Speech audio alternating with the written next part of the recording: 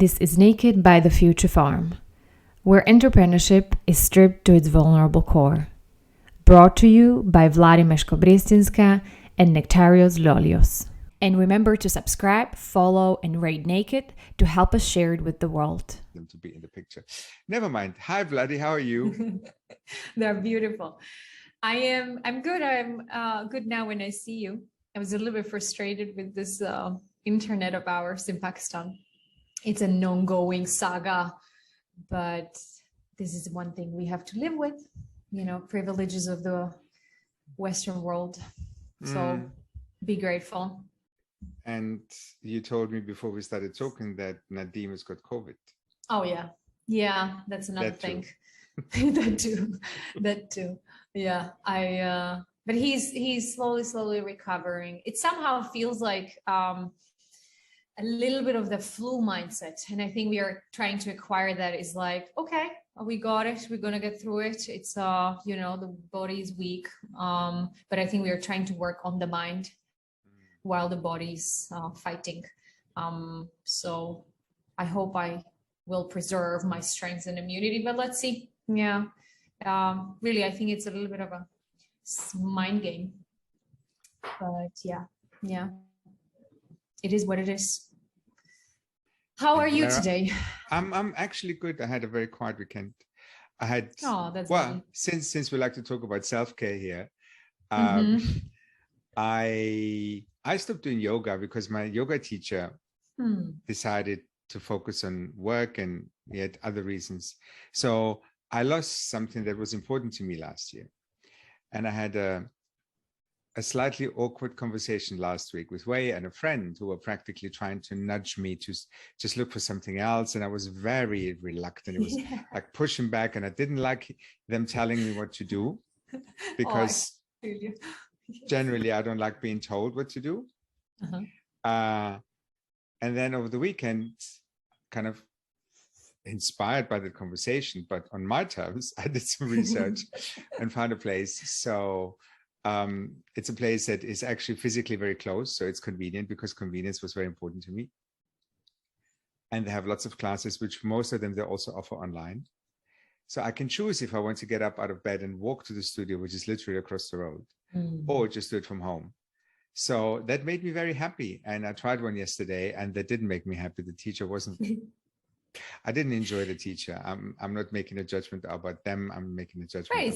It is a chemistry. Yeah. I hear you. Totally a chemistry.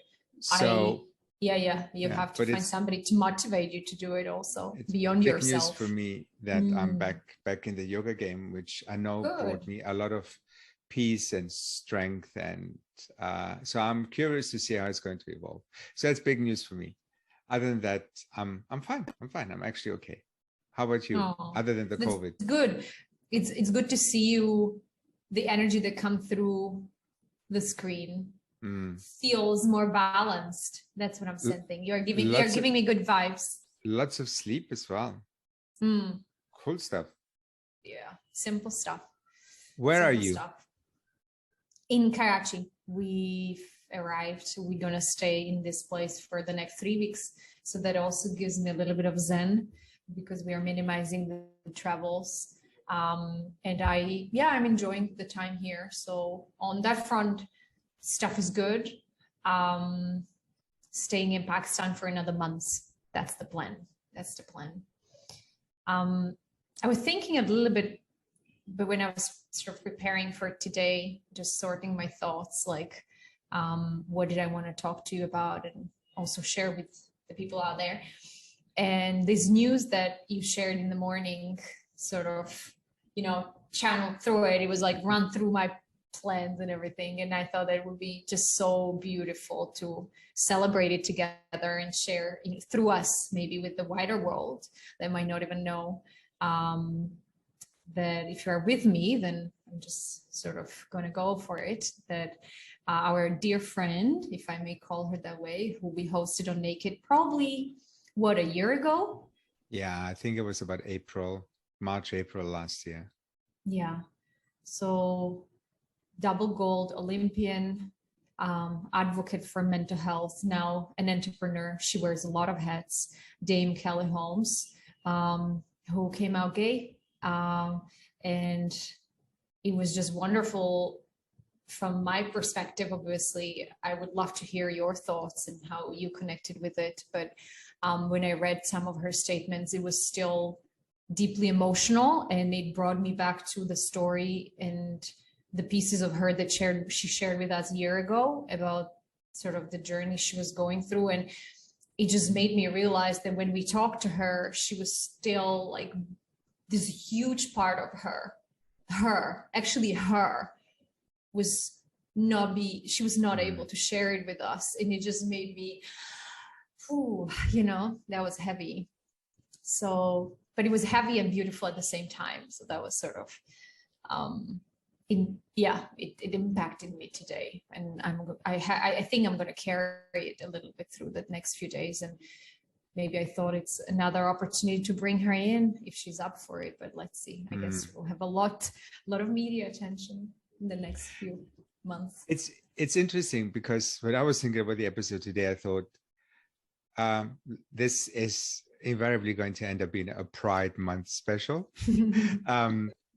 Look, I read the news on, I think she posted on social media on Saturday night that it's going to be out on Sunday. And as an LGBT person, you do have this bizarre habit that you develop where you have to come out to people. You don't have to, but invariably you do, right? And you meet people, and over years, I know that when I meet somebody and I'm being upfront about my sexuality, because I don't want to get into any of this ambiguity kind of situations, then people at some point will ask you, so when did you come out as gay? And I used to normally answer that's true directly. And now I'm going, are you asking me when I came out the first time? Or are you asking me when I come out the last time? Because last time was when I was in this meeting last week where I needed to make a point about having a male partner because it was important in the context of the conversation.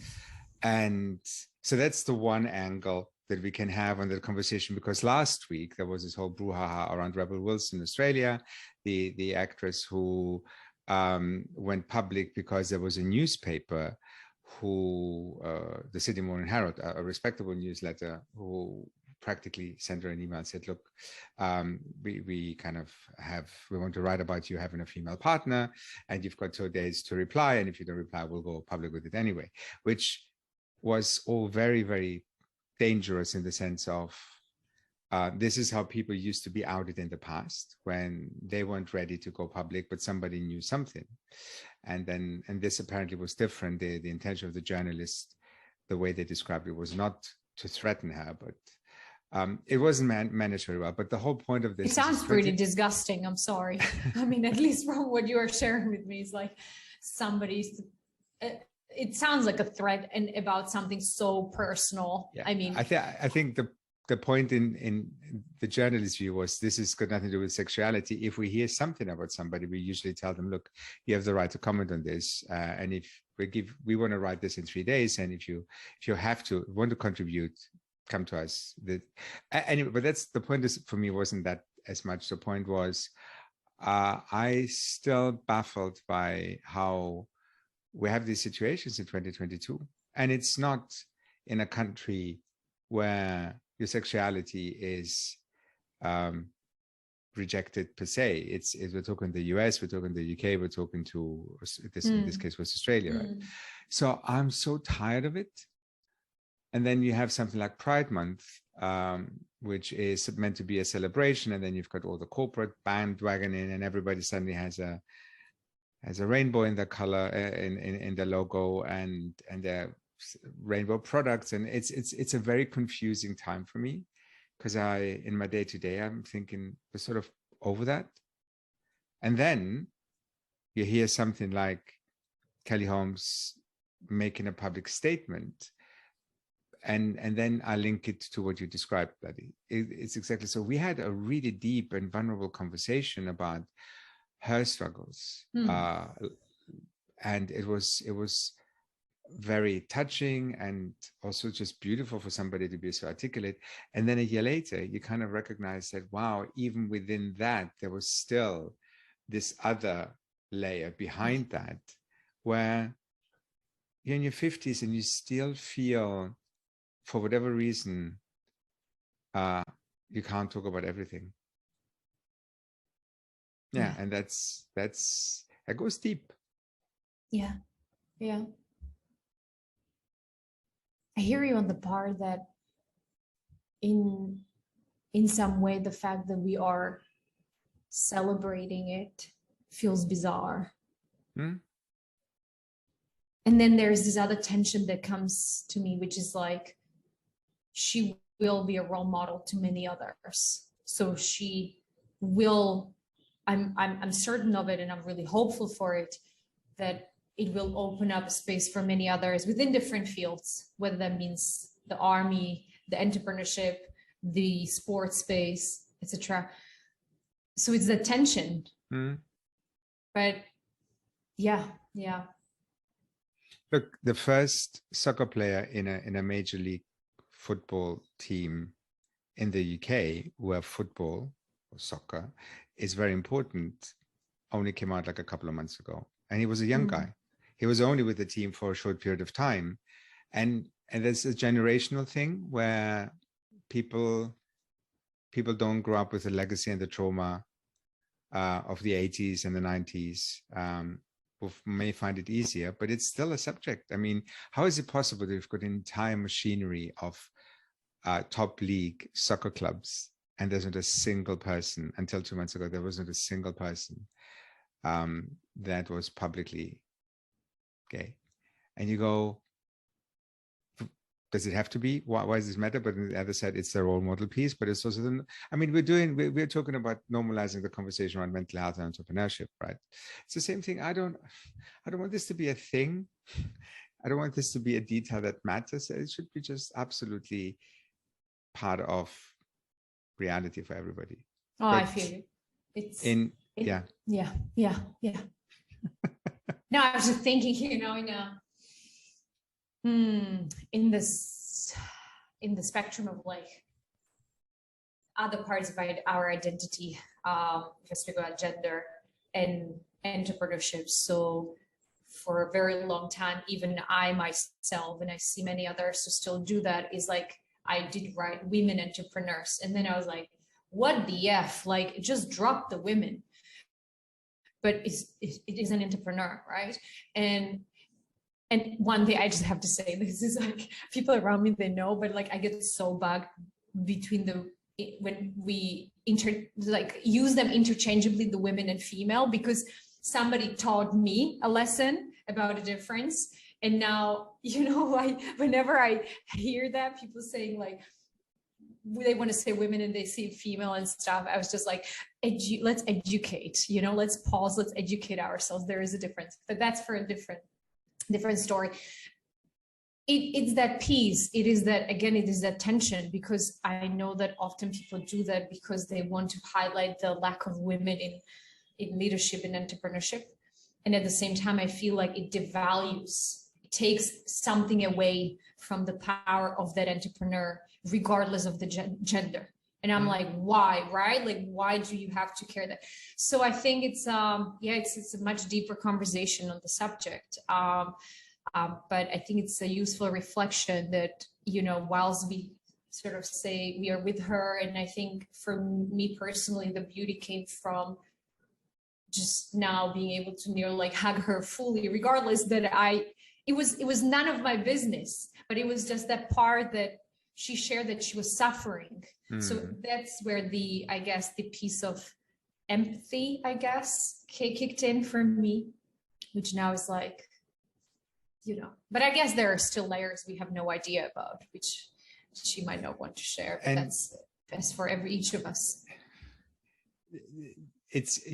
I'm totally with you. There is a thing here for me where I'm just getting, I mean, the work's far from being done, right? there's people who are comfortable with the L and the G in LGBT, but the moment you start talking about trans people, they still behave in a different way. I'm so tired of people my age really struggling with the concept of pronouns.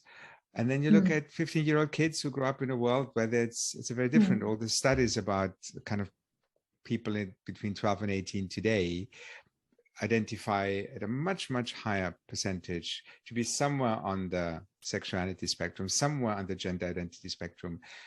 And you go, you know what? Maybe it's just a question of recognizing that a lot of my kind of contemporaries are just dinosaurs. And as long as they don't create legislation that makes other people's life, they just need to die out and let the next generation claim to what take over. But so we have had people on the podcast who are very comfortable talking about being queer, being LGBT, having an identity that revolves around that as well.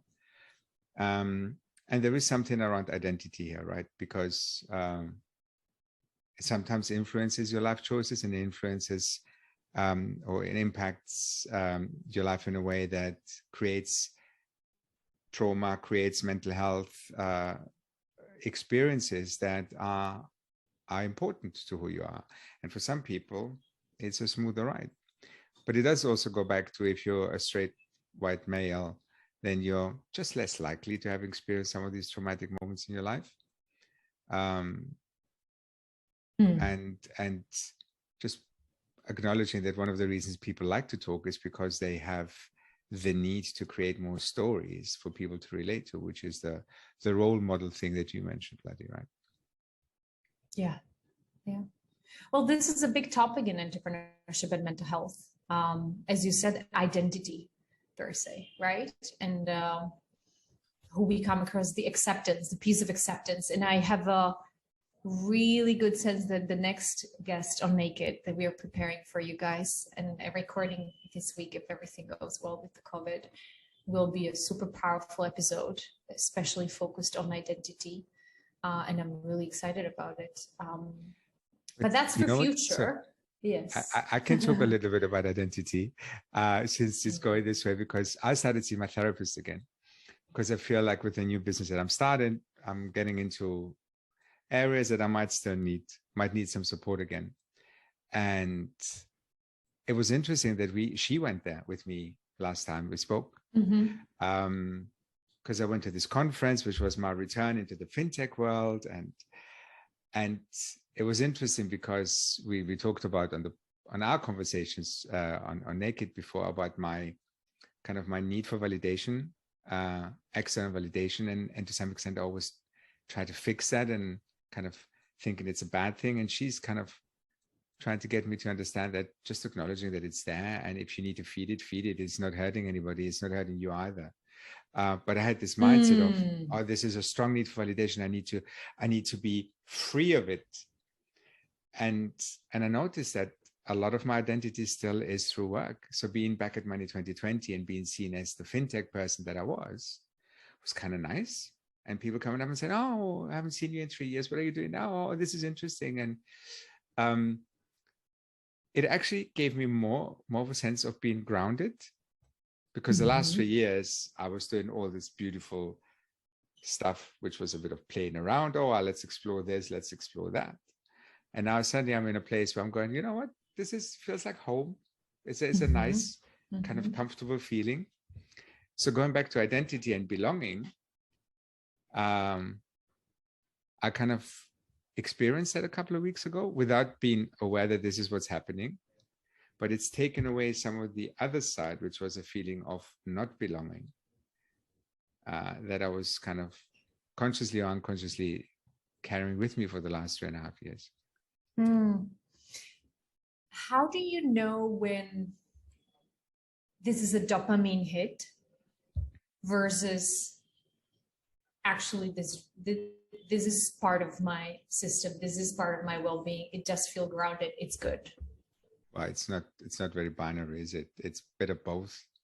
The reason why I ask is because I was actually, funny that you talk about it. Yesterday I was listening to a conversation that one of the people I really like to listen, which is Rich Roll, he was having about sort of happiness and thrivers, achievers. And he was discussing heavily the dopamine hits, and especially for entrepreneurs. So we seek a lot of the satisfaction and sort of the engine for us to go in the work, right? And in the different events and the validations, as you said.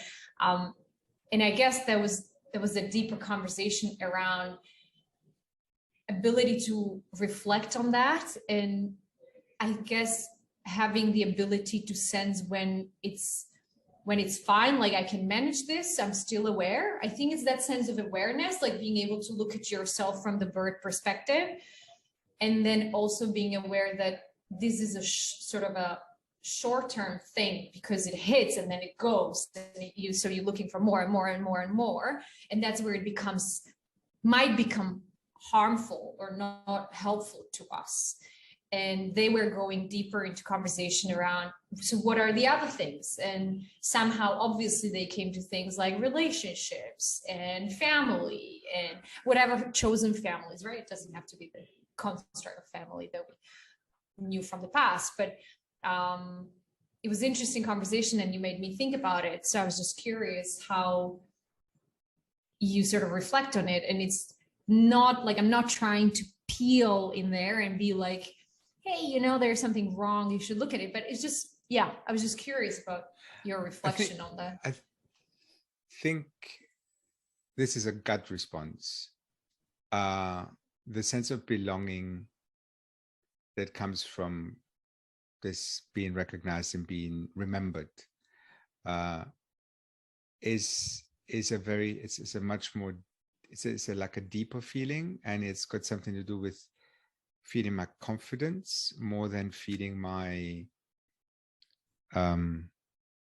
give me this instant response, like when you eat something nice. Or it's more long term. And maybe that's, I'm not very articulate about this. I have a sense of what it is, but at the same time, it requires also just, I think the big difference between the old world or my old life and now is that I don't stay within that world. I also take my time to recharge and reflect. So it's part of your system. Yes. Yeah. Yes, I'm aware that what's happening, rather than going, because in the early days of Startup Bootcamp, so we're talking about 10 years ago in Utrecht, where it was all just dopamine, to stay with the terminology. It was all like, okay, this is cool and this is cool, and we're living in this world, and we're traveling with people, and we meet people who are all in this world. It was just fueling each other's hype without necessarily having these moments of trying to figure out what is it addressing, and is it healthy, and is it sustainable, and at what cost does it come to? I think the biggest, maybe also the other aspect of this is being aware that this doesn't cost me anything emotionally. Sort of being there is nice, and I know it gives me a nice feeling, and I walk away from it and have a quiet moment, but I don't go searching for it. And sounds like that. I think it's super interesting topic, like that, ability to even ask yourself a question before you go to something like that, like money. Are you okay? If you see Nektar, you can't see him. He's like all like ouching. It's that yoga session yesterday. Sorry, it was a bit wiggly. Yes, that's the good part. What was my thread? I think it was, I know. So when you go for something like this, where you know that you probably are going to hit the dopamine, but it is part of your world. It is part of who you are. It is part of your contributions as well, right? I mean, the creations. I think that question around why am I going there? Like, what am I trying to seek out of this? I feel like that's a useful question to ask prior, maybe engaging in some of the things that the motivation sometimes might not be as helpful in the long term. And yeah, that's something that I'm trying to carry with me. It's not always the case, but it gives me a little bit of a mirror with myself. Sometimes it's uncomfortable because you see yourself in the mirror and you are like, oh my God, are you serious? Like, are you going for that, fame thing again? And then, we can link yourself. We can link it to the conversation about Kelly Holmes, because for me, a lot of it goes back to authenticity. And responding to some of these external triggers and impulses is sometimes not being authentic. It's just being chasing something that's fun and it gives you something. Whereas the sense of belonging feeds into being authentic. It's just me. It's like I'm not doing something that goes against my values. And again, being very aware that it's not always easy and binary as that. But when you were talking about this, I was thinking there is something there about the more centered you feel and the more authentic you can be, the easier some of these things also get. It's easier to say no to something. It's easier to walk away. Yeah. I totally hear you. And you said something which sounds like, of course I have that, but I don't think that's the case for most of the people, or for a lot of people. You said, when I'm not doing something against my values, and I want to pause there, because this is interesting how we are interlinked. We didn't prep this before. In my last therapy, Sarah asked me, what do I want to work on? And we reflected on something in the personal life, and that was good. She said, oh, this sounds like you want to talk about sense of belonging. And she checked with me, and I was like, no, I'm good. I'm feeling pretty grounded with really good sense of belonging right now. And she said, so what do you want to talk about? And I was like, I think I would like to articulate my values, because there were a lot of triggers that I didn't have to go into that. It's just, we don't have time, but there were a lot of triggers over the past months or so that kicked me to a place of like, you know what, I would like to not only feel it or sense it, I would like to have it on the paper, and even ask myself, like, those are some words, what do they actually mean for me in actions? And then start to do some conscious effort, some conscious living around those values. We started the exercise. It was also linked a little bit with the purpose statement, but I just sort of wanted to pause on this one because, so I'm 35 turning this summer, and it was an interesting reflection where I sort of sense like I know what my sense of value or where my values are, but they're still sort of hanging out in the air. And which I guess it's okay. Like, I feel it's okay. Like, I didn't have a burning thing, but I did have the trigger inside, which is like, I want to now see them and touch them and start consciously integrate them. So interesting how this works. Maybe if you guys are listening out there and have some exercises, please do share. I think we can even share some with you. I have a few that we explored in my therapy and stuff, but I think it's a useful exercise. That's all sort of maybe to conclude, to give you some compass and guidance to live more authentically. You're smiling. You wanted to close on this one. I was thinking maybe this is an elegant way of closing. I think a conversation about values, we can talk about this in many different ways. It made me smile because I actually don't have that desire to be very specific about them. I quite like the fact that I know that there's something there and there's different buckets, and how they manifest themselves can be different. But it's definitely there, and it has to feel right when I talk to other people about doing something together. And if it doesn't feel right, even without the words, then we're not going there. But yeah, that's definitely for another conversation. Yeah. And also, I felt like it opened another topic, which is about, one was about the conscious decisions and conscious living, which is sort of the other side of sort of being a receiver and responser, right? Like, I'm responding to things.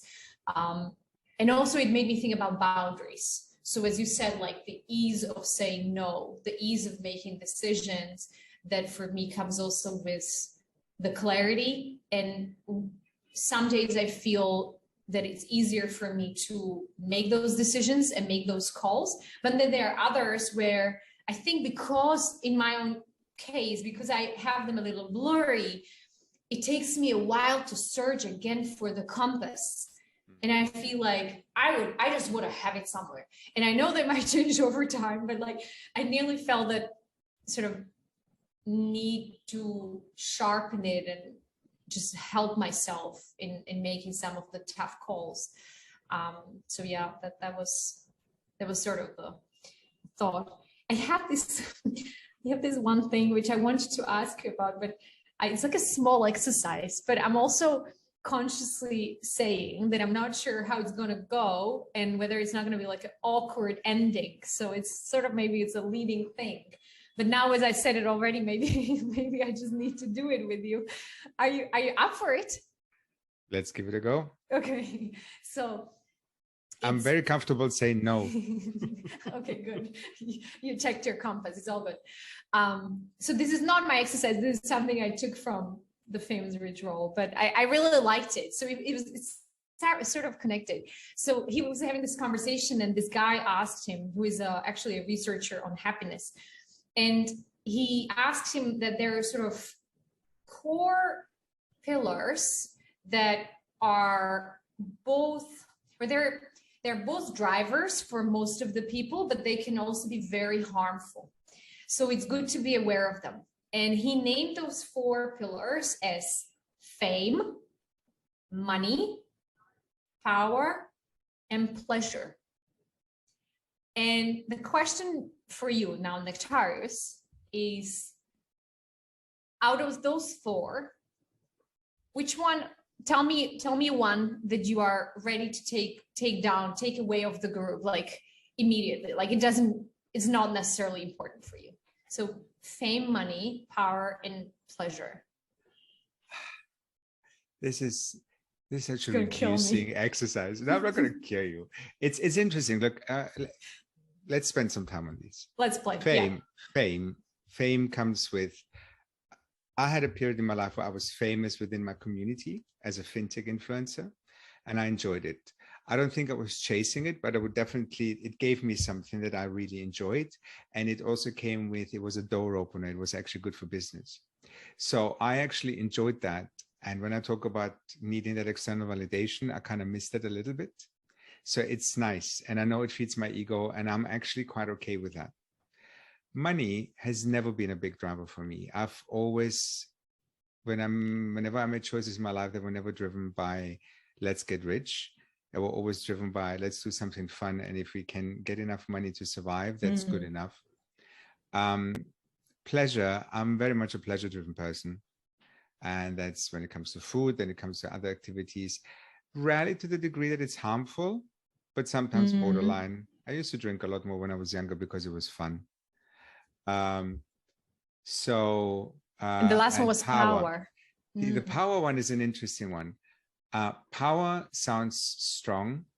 The ability to influence people is a little bit softer, and that is definitely something I quite enjoy.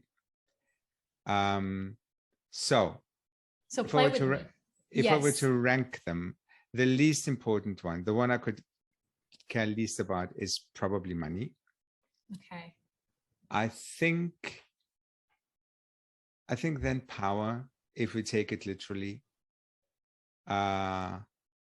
then it gets difficult, because between fame and pleasure, I would probably give up fame if I can still get my daily kicks off what I consider to be the pleasurable stuff. So I'm a hedonist. You're also a good player. Thanks for playing. It's beautiful, and it's not easy. I think it can also be pretty uncomfortable and vulnerable. Just to, share. Yeah, I was about to go. So, so I know, I see your face. So it's interesting because the first 2 are similar. I give up money, I give up power, I give up pleasure. It's high, but I give up pleasure, and I stay with fame. And it's quite an uncomfortable space because it's this immediate mirror, and it brings me to a place of questioning, to that question that we said before, which is like asking yourself intentionally why I'm doing certain things. And when it purely comes from that, like, oh, I want that external validation that you said, rather than there is a deeper meaning that I trust myself, or I'm trying to exercise more the muscle to actually say no, or to maybe sometimes be very clear about it. And that's the intention with which I'm going, but then be also mindful around probably there is that harmful place if I'm only doing it from this place. So I guess, and that's also what I took from their conversation, which was like, it's not to point and shame in no way, because each of us have something else there in our own bucket, but it's more about the awareness, seeing yourself, and then also, I guess, just being able to find some sort of a healthy relationship with it. So I think that's for today. Good. Well, thank you for this. Well, awesome. Thank you, Rich Roll. Well, Awesome. We gave him a lot of promo. He should pay us some money. Yeah, he has a lot of marketing idea. Awesome. Let's not cut this. Let's keep it there. Maybe he will retweet us. Okay, guys. Good to see you, Nektarios. Good to see you. You keep up well. Ciao. See you soon. Bye. Cheers. Bye-bye.